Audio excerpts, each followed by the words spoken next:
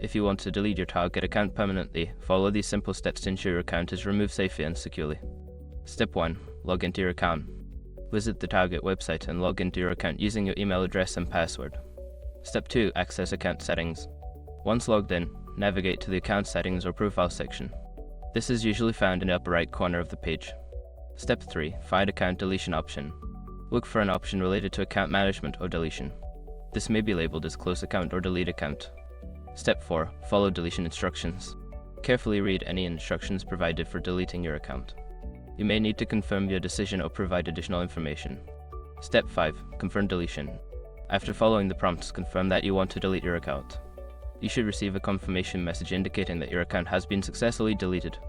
Once you have completed these steps, your target account will be permanently deleted. If you have any further questions or need assistance, consider reaching out to Target Customer Service.